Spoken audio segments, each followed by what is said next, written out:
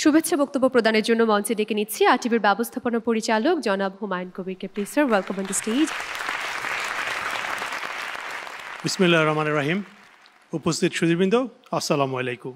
আন্তর্জাতিক মা দিবস উপলক্ষে আরটিভি আয়োজিত স্বপ্নজয়ী মা 2024 অনুষ্ঠানের প্রধান অতিথি গণপ্রজাতন্ত্রী বাংলাদেশ সরকারের মাননীয় সমাজ কল্যাণ মন্ত্রী ডাক্তার দীপুমণি এমপি, উপস্থিত আমন্ত্রিত অতিথিবৃন্দ, টেলিভিশন এবং সোশ্যাল মিডিয়া যারা অনুষ্ঠানটি দেখছেন, সবাইকে আরটিভি পরিবারের পক্ষ থেকে আন্তরিক শুভেচ্ছা এবং অভিনন্দন জানাচ্ছি।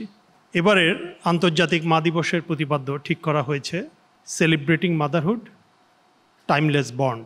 মায়ের সঙ্গে সন্তানের যে চিরন্তন এবং সার্বজনীন সম্পর্ক, তাই উঠে এসেছে এবারের প্রতিপাদ্যে। আন্তর্জাতিক মা দিবস উদযাপনের এই মহেন্দ্রক্ষণে আমি আমার মায়ের প্রতি হৃদয়ের গভীর থেকে ভালোবাসা প্রকাশ করছি।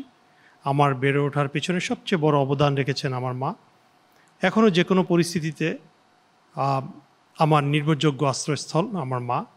বিশেষ এই দিবসে আমি গভীর শ্রদ্ধা জানাচ্ছি বিশ্বের সকল মায়েদের প্রতি, যারা সন্তানের জন্য জীবনের সর্বোচ্চ ত্যাগ স্বীকার করে চলেছেন। যদিও আমরা প্রতি বছর মে মাসের দ্বিতীয় রবিবার মা দিবস হিসাবে পালন করছি, কিন্তু আমি বিশ্বাস করি বছরের প্রতিটি দিনই মায়ের জন্য ভালোবাসা এবং শ্রদ্ধা জানানোর দিন। কেননা মায়ের যে অবদান, যে কোনো কিছু দিয়ে তার প্রতিদান দেয়া সম্ভব নয়। সন্তানের সাফল্যই প্রতিটি মায়ের স্বপ্ন। মা শুধু স্বপ্নই দেখেন না, সেই স্বপ্ন পূরণে তিনি নিরলস চেষ্টা চালিয়ে যান। গর্ভধারণ থেকে শুরু করে জন্মদান, সন্তানের শিক্ষিত করে গড়ে তুলতে মায়েদের যে ত্যাগ স্বীকার করতে হয়, তা আর কেউই করেন না। আর এই কারণেই মায়েদের প্রতি কৃতজ্ঞতা প্রকাশে আন্তর্জাতিক মা দিবসে আরটিভি আয়োজন করেছে স্বপ্নজয়ী মা সম্মাননা 2024।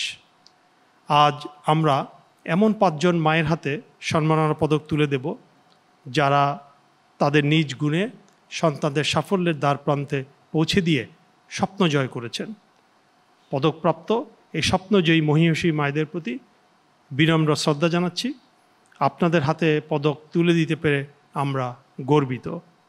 স্বপ্নজয়ী মা 2024 আয়োজনের সহযাত্রী হওয়ায় আমি national life insurance company, mercantile bank, NRBC bank, smile baby diaper এবং মনিমিক্সকে বিশেষভাবে ধন্যবাদ জানাচ্ছি।